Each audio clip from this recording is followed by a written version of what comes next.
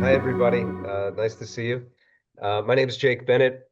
I'm at StandWithUs, where I serve as Desert States Regional Director for Arizona and Nevada, New Mexico, Utah area, um, and also as Associate Director of Policy, where we're dealing with broader policy concerns around anti-Semitism and discrimination. Um, and right now I am located in beautiful sunny San Diego. I was out here for an event yesterday, which uh, which had a lot of protesters outside, disrupting, making a lot of noise. So that's got me a little bit distracted. About 20 people managed to disrupt an event of about 500 people. We had several churches had invited their congregants to this pro-Israel event. It was Christians and Jews all doing this event. We had singers from a gospel choir and we had country music from an evangelical church and speakers and politicians, but somehow 20 people with bullhorns blaring sirens. Sounded like you had 20 cop cars parked right outside. They were as loud as police car sirens, and the police were called multiple times. And at the beginning, they came and they issued a couple of citations, and the people said they would keep their bullhorns turned off, and the police went away. And then they turned the bullhorns back on and started the noise up, and we called the police repeatedly, and they didn't come back until the end. Someone reported that they saw something suspicious in one of the protesters' bags. Now, this is at an outdoor amphitheater that's about 6 feet off the ground, and the protesters were right on the sidewalk right outside, so they were on a public thoroughfare.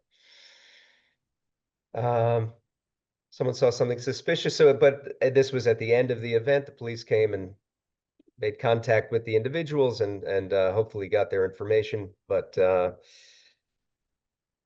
there are noise ordinances in most cities, enough so that they issued these 2 citations towards the beginning, but then they didn't enforce them afterwards. So right now we're looking at legal recourse. What can be done? I use the term, been using it for the last 6 years, the BDS hate movement. I tell everyone all the time, in the language itself and any article I write, it's not just the BDS movement, that's what they call themselves, it's the BDS hate movement. And I've seen some people pick up on the language because it frames them correctly. That's their goal, that's their MO.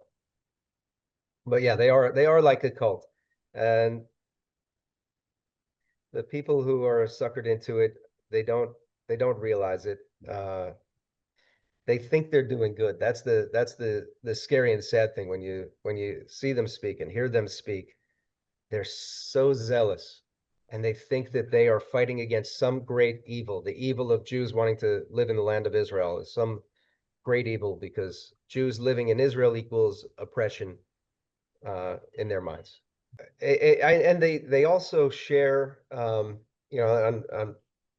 either this website or another one of their websites, they share what went wrong, what went right, how can we do it better. They're sharing their wisdom that they gained from each event. I went down at one point, went around to ask them to please quiet down, very politely, very quietly. They surrounded me with bullhorns and were blaring bullhorns in my ears from all angles. They posted it on their Instagram. We'll see what happens with that because when they did that to a rabbi at the Israeli embassy in Washington, D.C. this past year, he filed a lawsuit for what he called a sonic attack. The decibel levels were so high that it was kind of an attack. My ears are still ringing right now, and that was 12 hours ago, the event. My ears are still, I still hear a ringing because it was so loud. Everything's on video. I have it from my perspective. They have it from theirs. They posted it to Instagram. My lawyers have all of that right now, so we'll see what happens. We'll see what happens with that. But what do you do when and I spoke to one of the policemen who was in charge of the unit that came at the end. Who now they came back at the end only because there was a report that someone saw something suspicious in someone's bag that might have been a weapon or the butt of a pistol. So they came and they spoke to people, and I spoke to him and I said, you explain to me, what about these noise complaints and noise ordinances? Um, and his answer was, from a legal perspective, very unsatisfying, because he said, well, it's very sensitive, First Amendment.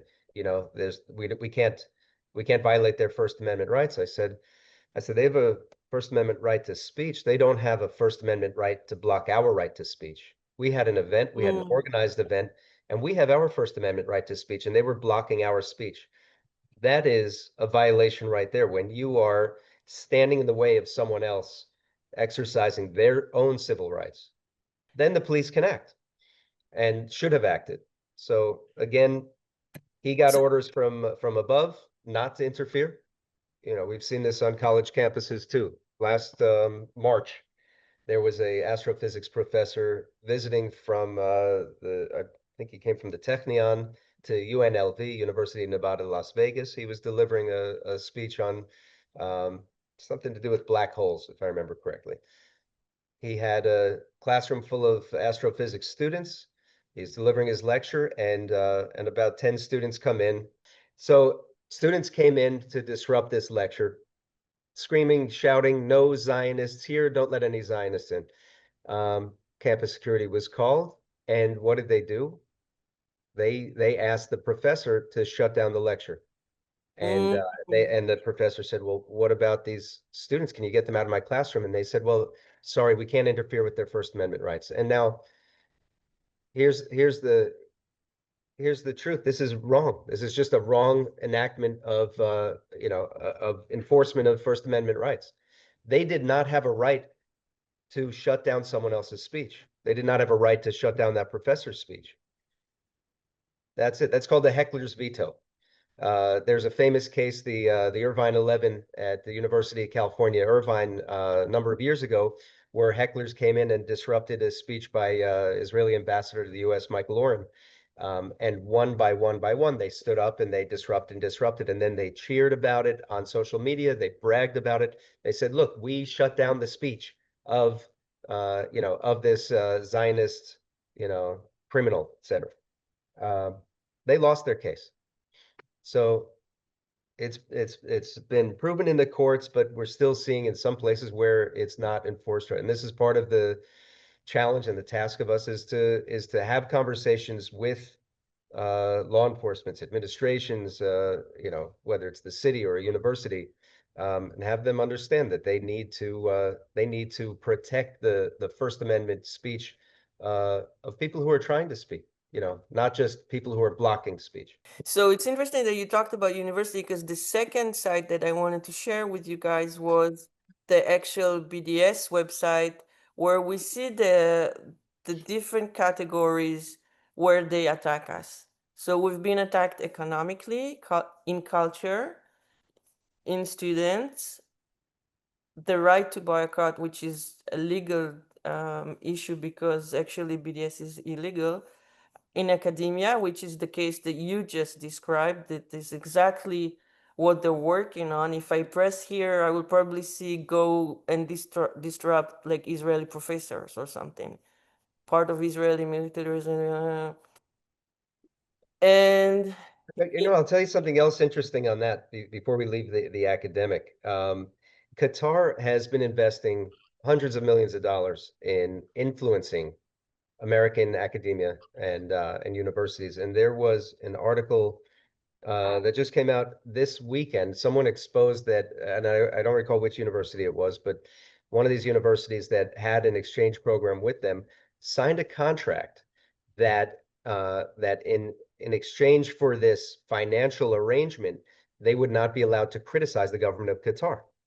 So we've got a situation of a country that does not have First Amendment protections partnering with a university that is supported by state and federal dollars, tax money, where First Amendment is supposed to be protected. And as a part of that financial arrangement, they're suppressing the First Amendment rights of the university, which presumably covers the teachers as well. And maybe that means that they would that they would discipline students that criticize Qatar. So we've got people purchasing the influence to suppress the First Amendment rights of Americans in American universities. Got a major problem that's gone unaddressed, and it's been ballooning under the surface, and it needs to be exposed across the board. Big part of my focus over the last 6 years was passing anti-BDS legislation in states around the country. So all of that that legislation started around 2015 with my former colleague Joseph Sabag, who's now at NJAC Action. The way those anti-BDS laws work is that the first one said there were two versions and then a hybrid version. The first one said the state's not going to invest taxpayer funds into companies that are part of an international boycott of Israel, a discriminatory international boycott of Israel.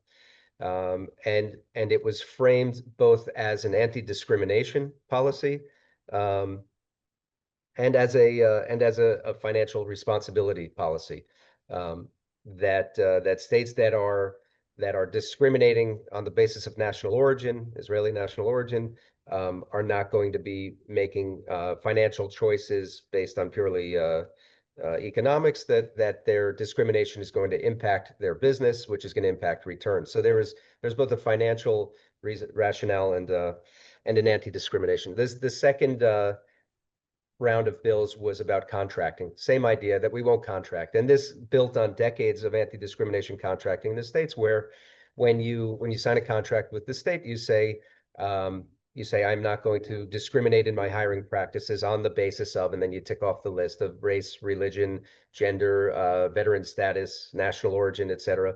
And with the contracting, we're adding in that you're not going to discriminate on the basis of an international boycott based on national origin, against Israelis.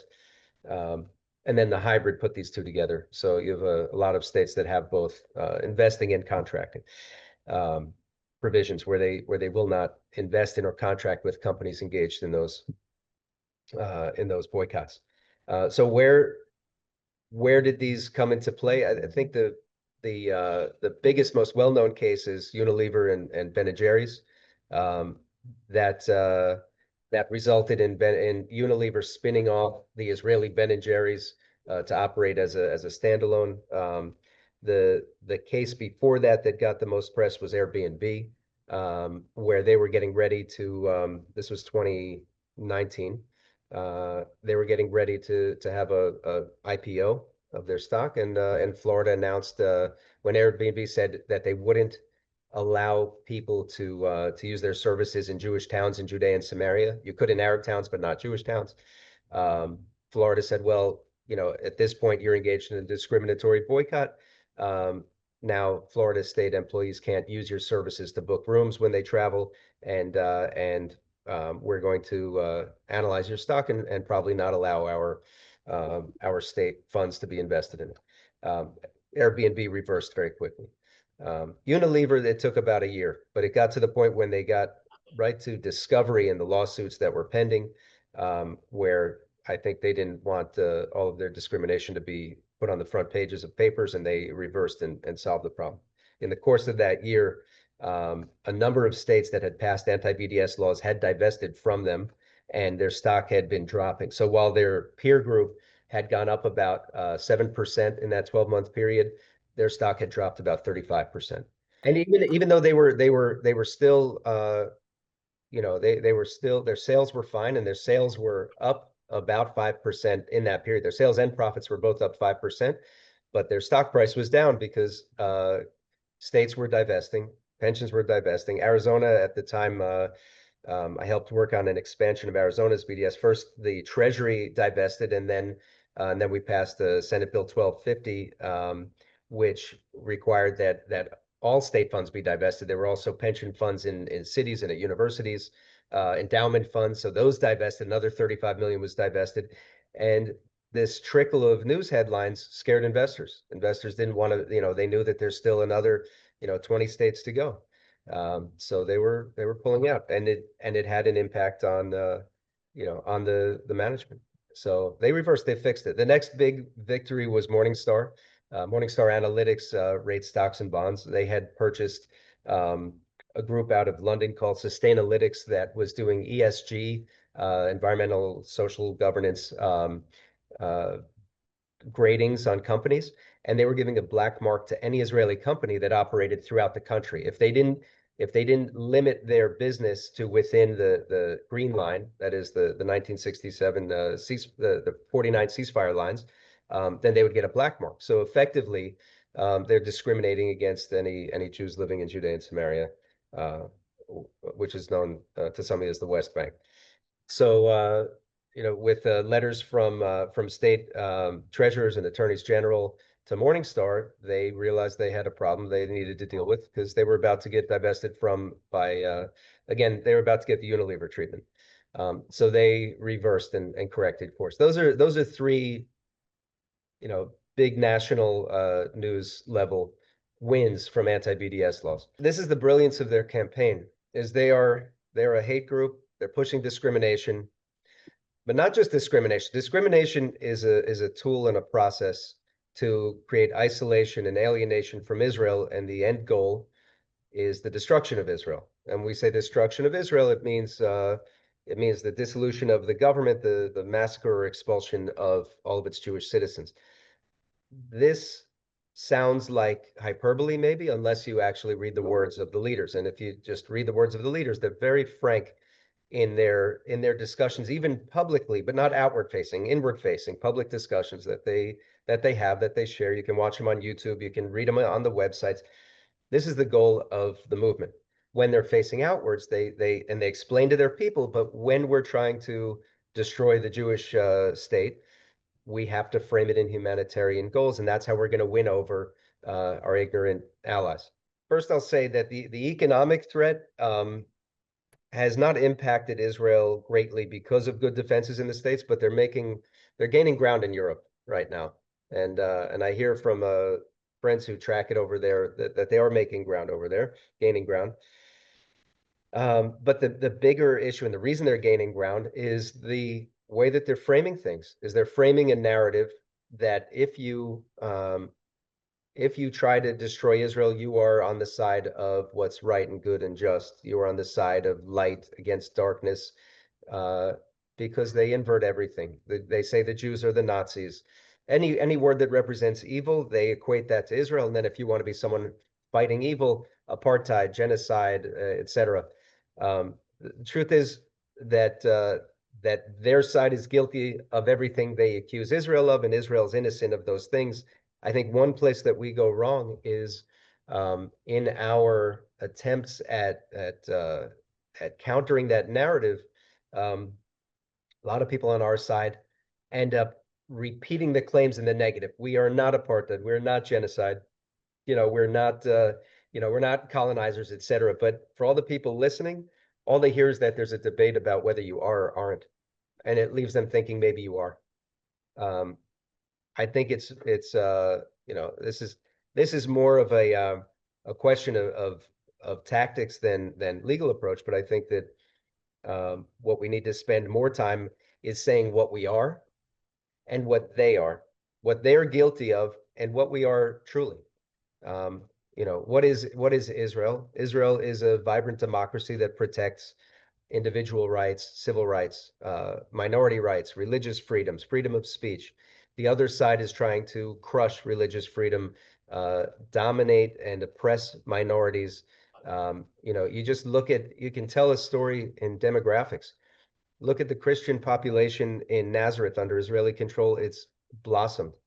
You look at the Christian population in Bethlehem under the Palestinian Authority control since 1993, since they took over, it's plummeted from about 24% to 4%. And I've heard stories, individual people's stories of being pressured, harassed, vandalized, threatened, having their kids threatened. And these Christians who've been there for many hundreds of years are selling businesses, some businesses that are hundreds of years old, literally, that have been in the family for generations and generations, and they're fleeing. We saw what happened, 25 years ago almost, when fighters from a few of the different terrorist groups took over the Church of the Nativity in Bethlehem, desecrated Christian Bibles and prayer books, defecated on them, tore them up, burned them. but then they also threaten the monks and the friars that work at that church. So when after I think it was about a 3-week siege, the terrorists gave themselves up. The priest came out and said, "Oh no, they never took us hostage. They were our guests, and we condemn the IDF for making our place a battleground." You know, why did they do it?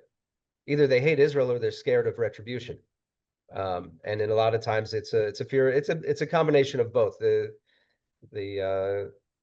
you get both over there. You get a lot of Yeah. I had numerous friends from Israel coming in to do an event at a major church in Texas. I think I told you this story, Bob. This was a couple of months ago. It was originally supposed to be in Dallas at a big hotel. The hotel was getting threats from these BDSers, so this is part of the tactic. They threatened damage, destruction, vandalism, uh, business disruption, all of this. They canceled 2 weeks before the event. A mega church, very pro-Israel, that's raised a lot of money for Israel for charitable efforts, said, "We're going to come to the rescue. We're an hour away. You can host it at our church." And the pastor received death threats and threats to his family, threats to his children. And he said, "I'm Yeah. so sorry. I don't want to cancel, but I'm scared for my family. I'm scared for my children. We have to Yeah. cancel." And they canceled about 3 days before the event. They had, I think it was 1,500 people who had bought plane tickets, who Wow. had hotel rooms. It was going to be a 3-day event. They'd already changed their plans once from Dallas to go outside Dallas. And Wow. this was a successful silencing of First Amendment rights by uh, faceless terrorists, right? And just the hypocrisy of it. They talk about apartheid free. You can find a lot of apartheid around the Middle East. You can find apartheid in Ramallah. You can find apartheid in Gaza. It's anti-Jewish apartheid, and it's anti-Christian apartheid. It's set up where when Muslim regimes, Islamic regimes control the government, there is a separate lower status for non-Muslims, or they're not allowed at all.